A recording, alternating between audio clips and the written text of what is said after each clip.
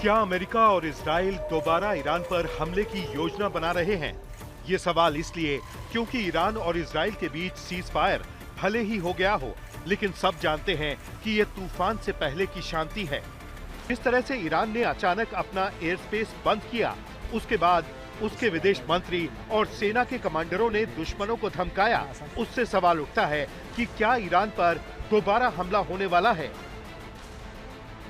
दरअसल एक के बाद एक ऐसे संकेत आ रहे हैं जिनको देखकर लगता है कि दोनों देश दोबारा जंग की तरफ बढ़ रहे हैं या फिर इसकी तैयारी में जुट गए हैं।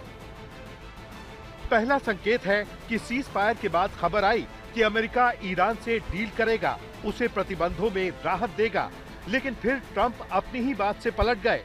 दूसरा संकेत, जिस तरह से हूती विद्रोहियों के हमले ने सीज फायर के दौरान इजराइल पर अचानक हमला बोला, उसके बाद ये साफ हो गया कि ईरान कभी भी अपने प्रॉक्सी संगठनों से इजराइल को हिला सकता है।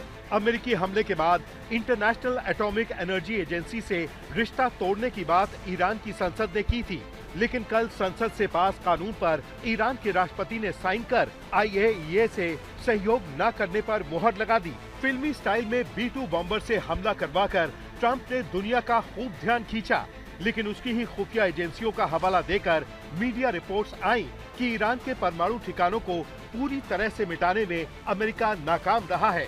ईरान पर दोबारा हमला करने की वजह अमेरिका और इजराइल के मकसद पूरे न होना है। न अमेरिका ईरान के परमाणु ठिकाने तबाह कर पाया और न ही इजराइल खामेनेई की सत्ता को उखाड़ पाया।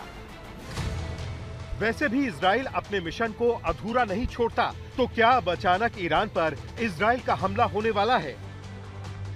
इधर ईरान ने अपने मध्य और पश्चिमी इलाके में अंतर्राष्ट्रीय उड़ानों पर अचानक रोक लगा दी। बड़ी बात यह है कि ईरान के मध्य और पश्चिमी इलाके में उसके सेना के मुख्यालय, मिसाइल बेस हैं।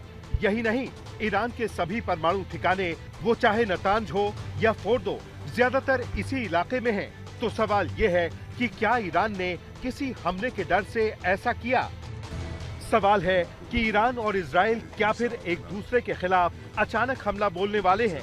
और अगर ऐसा हुआ तो क्या ये जंग यूक्रेन और रूस की तरह लंबे वक्त तक चलेगी?